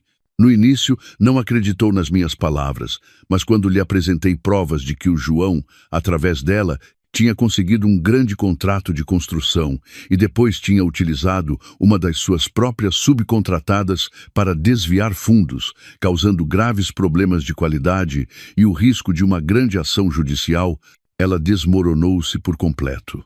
Tinha confiado o projeto da sua vida ao João, sem saber que ele a apunhalaria pelas costas. A última foi a ingênua estudante universitária, Inês. Ela era a que mais pena me dava. O João tinha-lhe prometido casar com ela depois da formatura, assegurar-lhe um futuro brilhante. Ela acreditou nele e deu-lhe tudo. Mas quando lhe mostrei as fotos do João com outras mulheres e lhe pus a gravação de áudio em que ele se gabava aos amigos de ter conquistado a filha de um influente funcionário, o seu mundo cor-de-rosa desfez-se em pedaços. Chorou amargamente de dor e de raiva. 3 mulheres. 3 situações diferentes, mas todas unidas pela mesma dor, terem sido enganadas pelo mesmo homem. Não só lhes mostrei a verdadeira face do João, mas também algo mais importante. Não estão sozinhas, disse-lhes. Eu também sou uma das suas vítimas, mas não podemos ficar aqui a chorar. Devemos unir-nos e procurar justiça por nós mesmas. No início, hesitaram. Tinham medo de represálias, de perder a reputação, mas a empatia e a chama do ódio uniram-nos. Formamos uma aliança de vingança. Cada uma, utilizando as suas próprias forças e contactos, começou a recolher mais provas em silêncio e a preparar o ataque final. A Lara, através dos seus contactos no mundo do espetáculo, começou a espalhar rumores negativos sobre a integridade do João. A senhora Vasconcelos, utilizando a sua experiência e poder no mundo dos negócios, pressionou os restantes parceiros da empresa do João para que também reconsiderassem a sua colaboração. A Inês começou a exercer uma influência subtil através da sua família. A corda ao redor do João apertava-se cada vez mais. Começou a receber pressões, não só do seu credor, a Investimentos Atlas, mas também das mesmas pessoas que tinha enganado. Começou a ser isolado, marginalizado. A sua empresa era agora um navio a afundar-se. Entretanto, eu não fiquei de braços cruzados. Decidi dar um golpe público, um golpe que faria com que o João não pudesse voltar a levantar a cabeça. Contactei uma prestigiada revista de negócios e aceitei uma entrevista exclusiva. Mas o tema não seria o meu regresso, mas o lado obscuro dos casamentos na alta sociedade. Sabia que esta entrevista seria uma bomba. Estava pronta para acender o rastilho. Esta luta já não era só minha. Tornara-se a luta de todas as mulheres enganadas pelo João, e nós íamos ganhar. Que poder destrutivo teria a bomba mediática que eu estava prestes a lançar? E, encurralada, que último e desesperado movimento faria a besta João Monteiro? A rede que a minha aliança e eu tínhamos tecido começou a surtir efeito muito mais rápido e com mais força do que eu pensava. A empresa do João, que já era como uma casa prestes a desmoronar-se, tinha agora de suportar uma tempestade que soprava de todas as direções. Os pequenos parceiros, ao ouvirem os rumores sobre a integridade do João espalhados pela Lara, começaram a inquietar-se. Um após outro, pretextaram desculpas para atrasar os pedidos ou exigiram o pagamento imediato das faturas. A empresa da senhora Vasconcelos, um dos grandes clientes que lhe restavam, enviou uma comunicação oficial a solicitar uma auditoria completa à qualidade das obras realizadas pela empresa do João, ameaçando processar se fossem encontradas irregularidades. A fonte de rendimento estava quase completamente cortada. Entretanto, do outro lado, a Investimentos Financeiros Atlas, ou seja, nós, continuávamos a aumentar a pressão. O João recebia diariamente dezenas de chamadas e e-mails do credor, exigindo um plano de pagamento concreto. Recusaram qualquer proposta, negociação ou prorrogação, oferecendo apenas uma saída: pagar ou ir a tribunal. O João desmoronou-se por completo. Corria de um lado para o outro, batendo às portas de antigos conhecidos e parceiros para pedir dinheiro, mas ninguém o ajudou. O nome João Monteiro tornara-se tóxico no mundo dos negócios. Todos o evitavam como a peste. O pânico do João atingiu o seu auge. Já não mantinha o seu aspecto aprumado e sofisticado.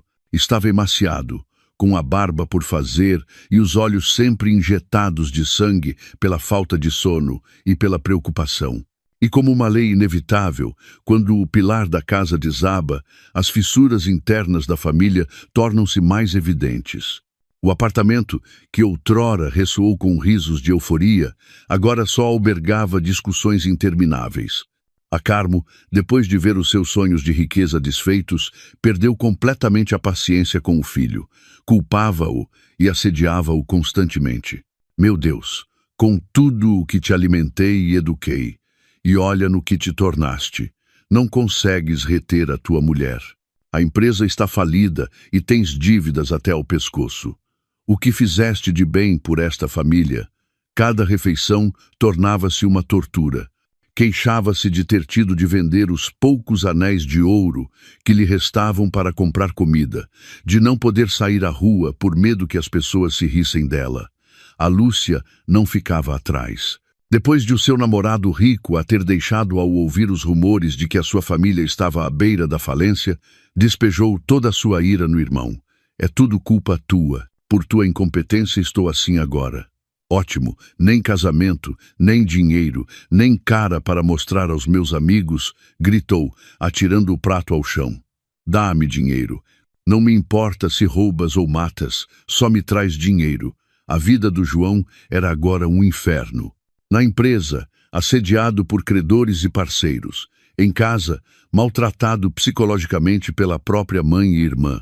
O homem arrogante, que se julgava inteligente e capaz de controlar tudo, era agora impotente e miserável. Começou a beber, e a beber muito. Todas as noites chegava à casa bêbado, partia coisas e depois desabava. A queda de um homem estava a ocorrer lenta, mas inexoravelmente. Entretanto, eu preparava a minha bomba. A data da entrevista com a revista de negócios foi finalmente marcada. Repassei o guião com o meu avô, preparando-me para cada pergunta e cada possível situação. O meu avô aconselhou-me: não precisas de parecer demasiado magoada ou dura. Apenas conta os factos com calma. Às vezes, a verdade é a arma mais afiada. Entendi o que o meu avô queria dizer. Não transformaria a entrevista num desabafo pessoal. Transformá-la-ia numa mensagem de aviso, numa história inspiradora sobre a força das mulheres. Um dia antes da entrevista, recebi uma chamada de um número desconhecido. Ia ignorá-la, mas o número voltou a ligar com insistência. Finalmente, atendi. Estou. Houve um longo silêncio do outro lado do telefone. Só se ouvia uma respiração pesada. Depois, uma voz rouca e fraca. Sofia, sou eu, o João. A sua voz soava muito estranha. A confiança e a ira tinham desaparecido, deixando apenas um cansaço e um desespero extremos. O que se passa? Perguntei, ainda com voz fria. Eu sei que já não tenho direito de te ligar, disse com a voz entrecortada, mas já não sei com quem falar. Sinto que vou morrer. Ah, que vai morrer, franzi o sobrolho. Que truque novo é este? Não, já não estou a representar. Estou demasiado cansado. Desatou a chorar. Era o choro de um homem completamente destroçado. Perdi a empresa. Os meus amigos foram-se embora. A minha casa é um inferno. Não me resta nada. Errei, Sofia. Sei que errei de verdade. Perdi a única mulher que me tratou com sinceridade. Sou um lixo, um canalha. Continuou a repetir palavras de autoincriminação e arrependimento tardio. Eu ouvia em silêncio. Não sentia nenhuma euforia no meu coração, apenas um estranho vazio. Ver uma pessoa cair do topo ao abismo, mesmo que seja o teu inimigo, nunca é agradável. Qual é o propósito da sua chamada? Perguntei, interrompendo o seu choro. Eu só queria ouvir a tua voz uma última vez, disse num sussurro. E tenho de te avisar de uma coisa. Tem cuidado com a minha mãe. Aquela mulher está louca. Disse que não te deixaria em paz. O aviso do João surpreendeu-me um pouco. Que mesmo nesta situação pensasse em avisar-me. Seria por um resquício de consciência que lhe restava, ou por medo de que, se algo me acontecesse, ele seria o primeiro suspeito. O que é que ela pensa fazer? Perguntei. Não sei. Só a ouvia murmurar para si mesma que te daria uma lição, que se não podia tê-lo, iria destruí-lo. Sofia, tens de ter muito cuidado.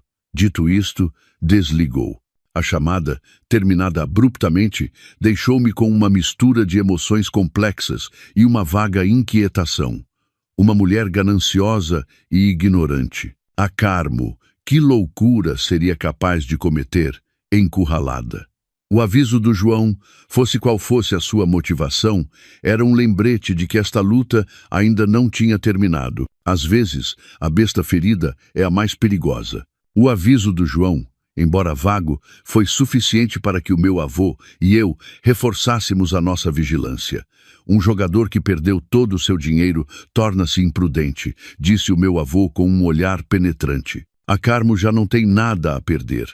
Não devemos subestimar a sua loucura. O meu avô aumentou imediatamente o pessoal de segurança da mansão e ordenou ao Sr. Almeida que vigiasse todos os movimentos da Carmo 24 horas por dia. Eu também extremei as precauções nas minhas deslocações. A batalha chegava ao fim e não podíamos permitir-nos nenhum erro. No dia da entrevista, apresentei-me no estúdio com uma mentalidade completamente diferente. Já não era uma vítima em busca de compaixão. Era uma guerreira, uma narradora, e a minha história seria a minha arma. A entrevista decorreu exatamente como a tinha preparado. Com calma e coerência, revelei toda a verdade. Desde a farsa da falência do meu marido, a conspiração da sua família, até a verdade sobre as burlas organizadas do João. Não usei palavras duras, simplesmente apresentei as provas, gravações de áudio e extratos bancários.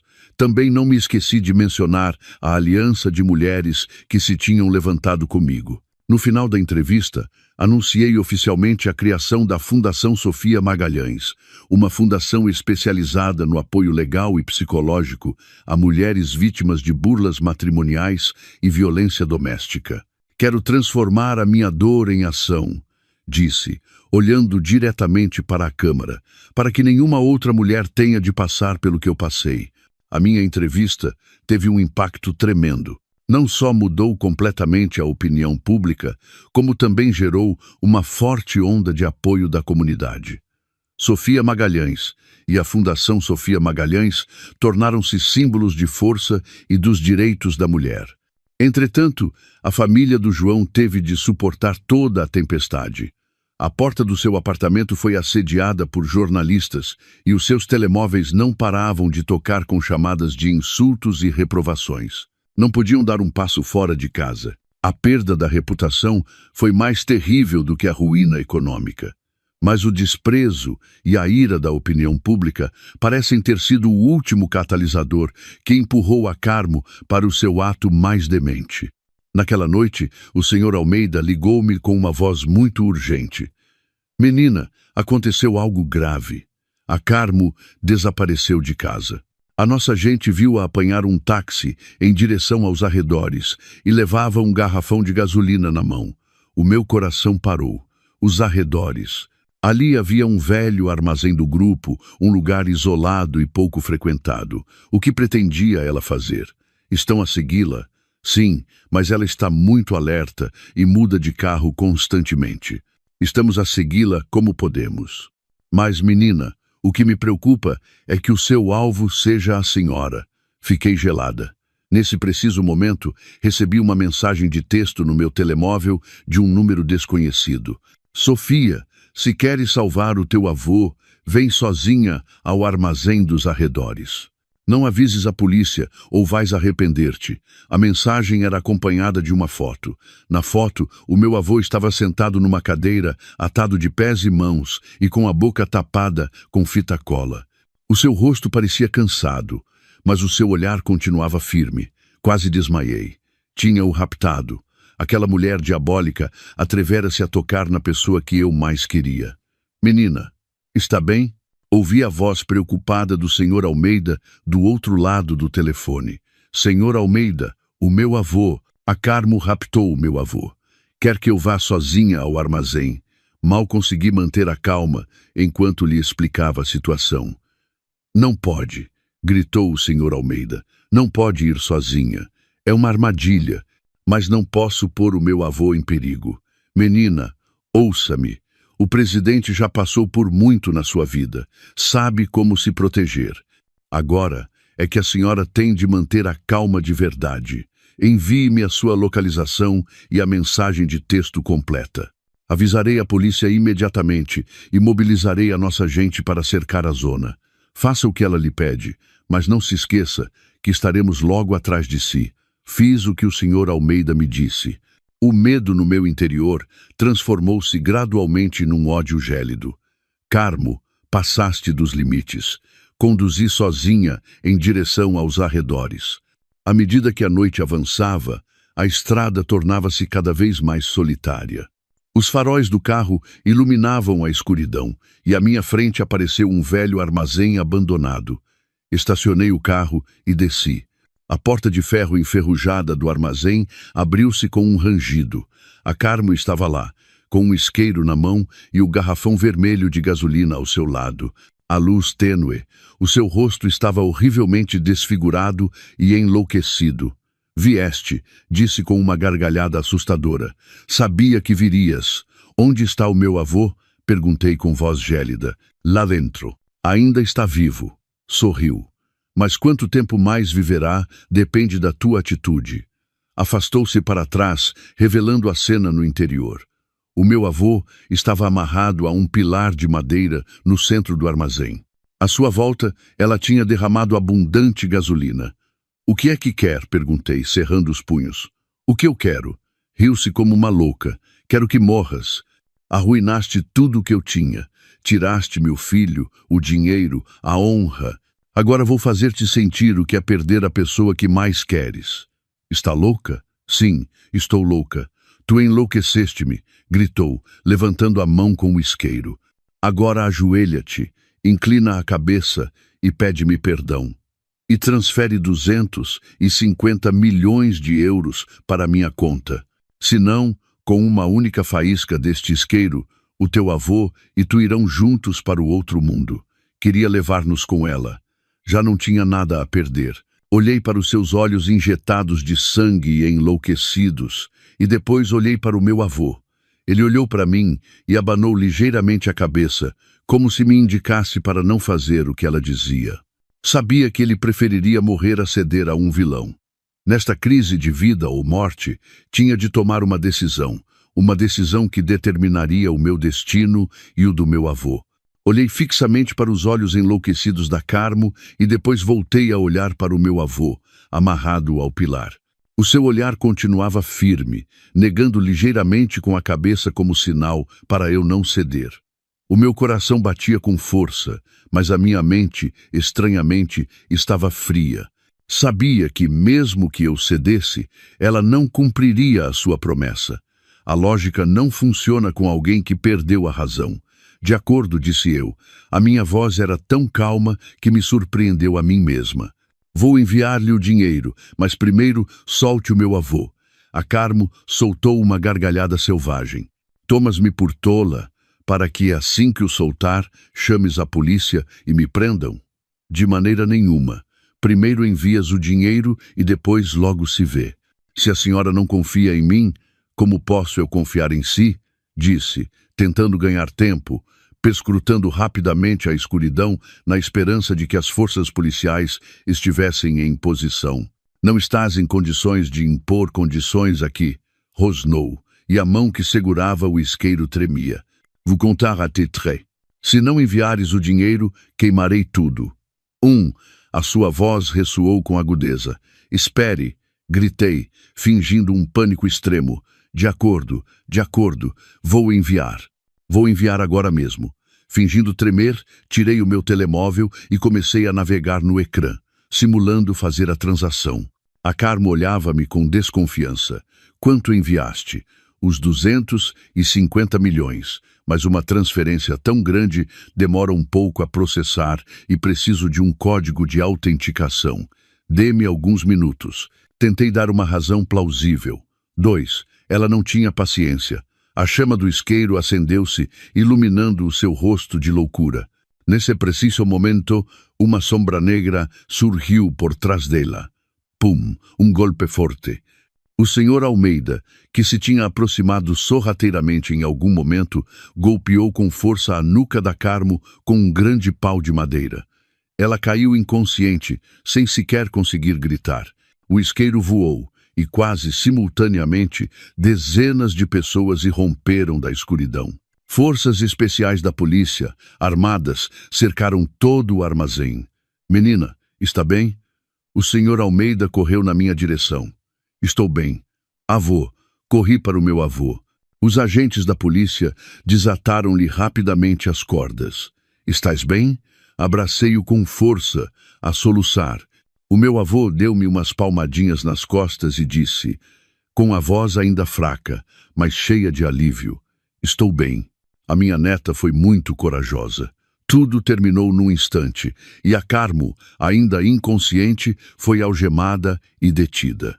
A sua última e mais demente conspiração tinha fracassado por completo.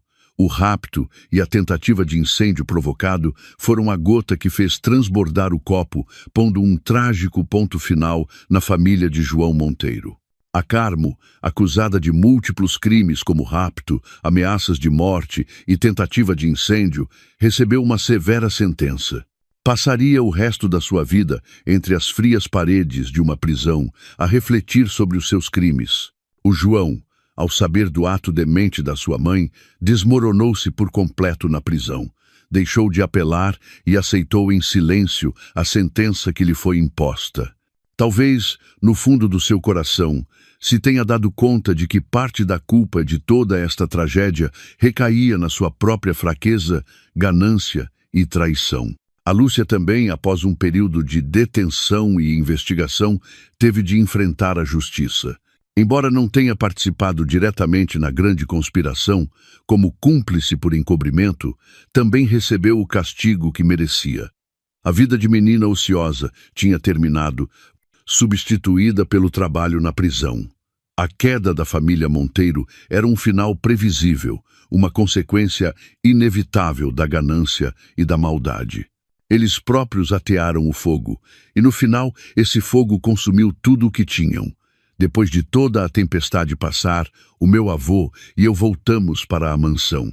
A casa continuava grandiosa e luxuosa, mas o ambiente era mais quente e pacífico do que nunca. A saúde do meu avô ressentiu-se um pouco depois do terrível acontecimento, mas a sua mente, estranhamente, aclarou-se. Decidiu não participar mais na gestão do grupo. Está na hora de este velho descansar, disse-me numa tarde de sol. Provaste o teu valor. Fizeste muito melhor do que eu esperava. A partir de agora, o Grupo Magalhães estará nas tuas mãos. No dia da minha nomeação oficial como presidente do grupo, celebrou-se uma grande cerimônia. De pé no estrado, olhei para as centenas de funcionários, parceiros e pessoas que acreditavam em mim. Já não sentia medo nem pressão. Sentia uma grande responsabilidade e orgulho. Não tinha defraudado as expectativas do meu avô, nem tinha feito em vão o sacrifício dos meus pais. Mas o sucesso nos negócios não foi a única coisa que consegui.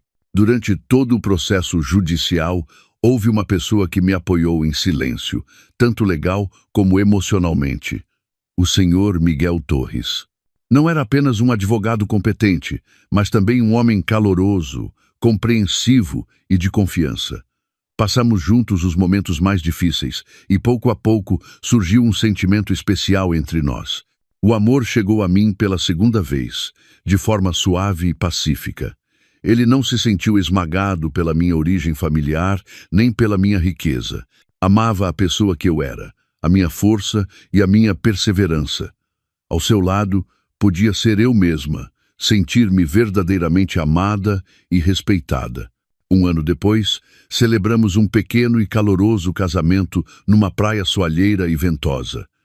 Convidamos apenas a família e os amigos mais próximos. O meu avô, na sua cadeira de rodas, pegou na minha mão e entregou-a ao Miguel.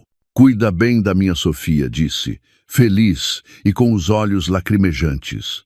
"É uma menina que sofreu muito." Olhei para o homem que estava ao meu lado, a pessoa com quem passaria o resto da minha vida. Sorri com uma satisfação genuína. A minha vida tinha passado por uma grande tempestade. Essa tempestade varrera tudo o que era falso e podre, deixando no seu lugar um céu claro e azul e um amanhecer deslumbrante. Naquela noite, depois de a festa ter terminado e todos os convidados se terem ido embora, só ficamos o meu avô, o senhor Almeida, e eu na sala de estar.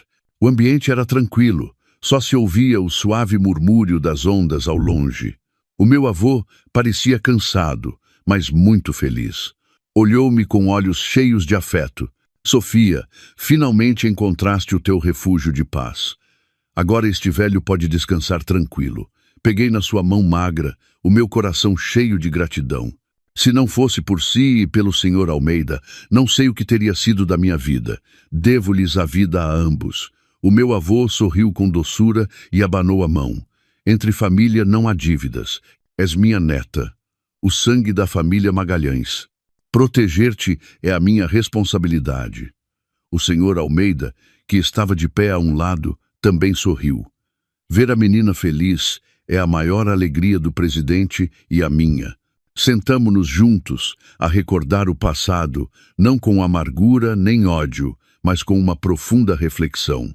Cada acontecimento, cada dor, foi uma lição, um tijolo que construiu a pessoa que sou hoje. Mas no fundo do meu coração ainda havia uma pergunta por resolver. Avô, hesitei. Como soube naquele ano que o João Monteiro era uma má pessoa? Como pôde ver a verdadeira natureza de alguém com apenas um olhar? O meu avô guardou silêncio por um momento. O seu olhar perdeu-se no mar noturno, como se recordasse uma história de há muito tempo. "Não soube com um único olhar, menina", disse em voz baixa. "Antes de o trazeres à casa para mo apresentares, já tinha mandado investigar sobre ele. Fiquei gelada. Então já sabia."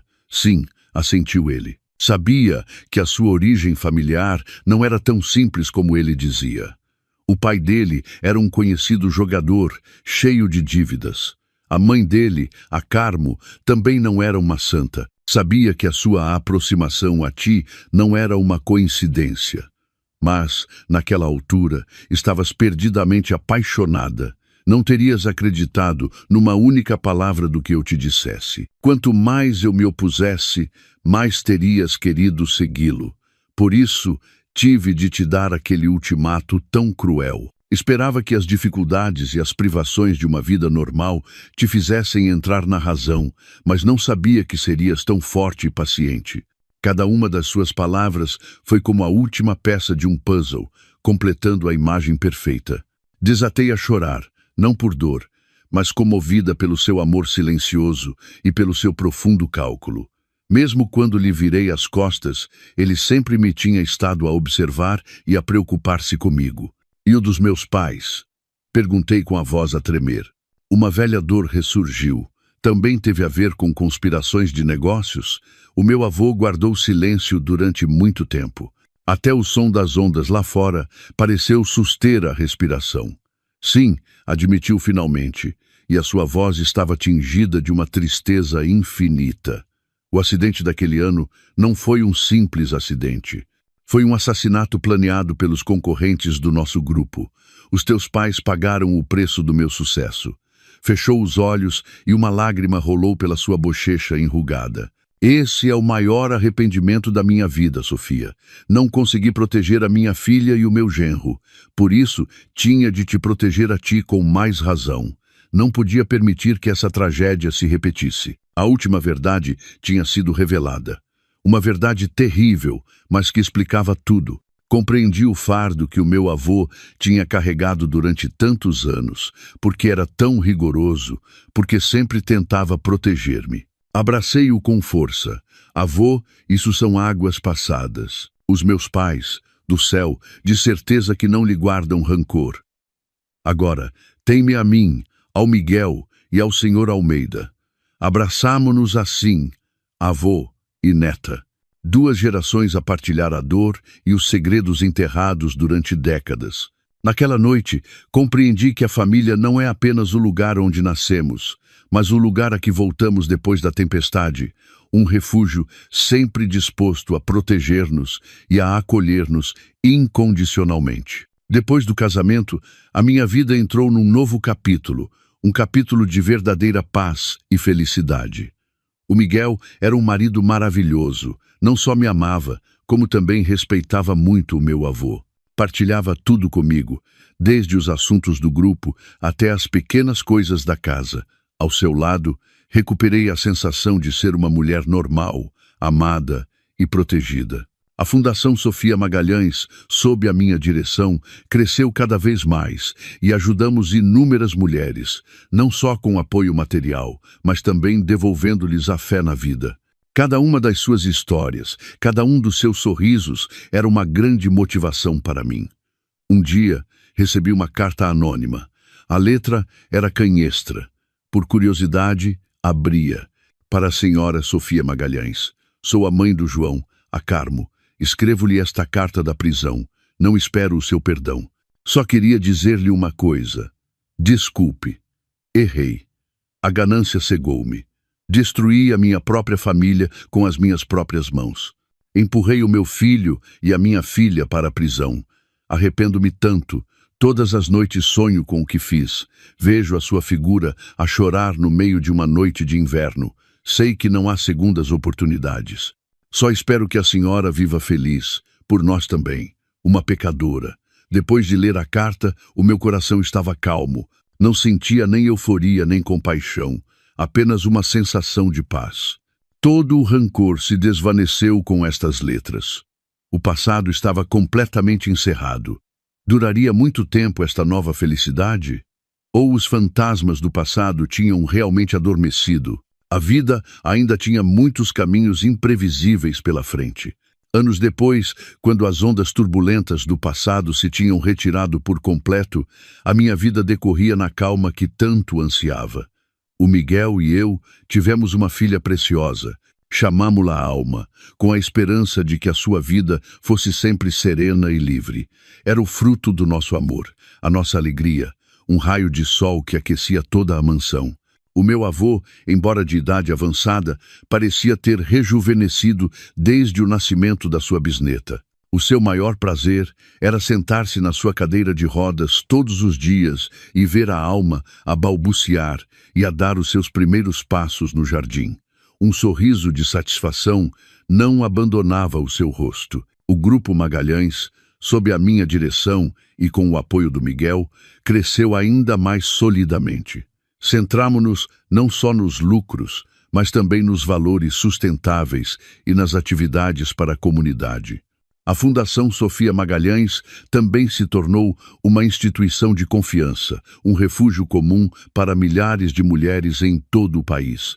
Às vezes, chegavam-me notícias de pessoas do passado. Diziam que o João, depois de cumprir a sua pena, vivia sozinho, sem vínculos, a fazer trabalhos duros para sobreviver.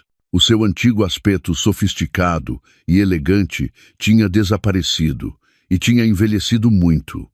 A Lúcia, depois de sair da prisão, também não encontrou um trabalho estável. A vida dura tinha-a despojado dos seus hábitos de luxo e a tinha tornado numa pessoa mais silenciosa e reservada. Já não me interessavam. As suas vidas, os caminhos que escolheram, eram responsabilidade deles. O antigo ódio tinha desaparecido por completo. Só restava a indiferença que se sente por um estranho. Numa tarde de fim de semana, a nossa família estava reunida no jardim. O Miguel ensinava pacientemente a Alma a andar de bicicleta, enquanto o meu avô Apláudia e incentivava ao seu lado. Eu, sentada num baloiço, lia um livro e olhava para eles com um sorriso. A cena era realmente pacífica e feliz. De repente, o senhor Almeida aproximou-se com uma expressão algo séria. "Menina, alguém quer vê-la?" "Quem, senhor Almeida?" perguntei. "O senhor João Monteiro." Fiquei gelada. "O João, depois de tantos anos, por que vinha procurar-me aqui?"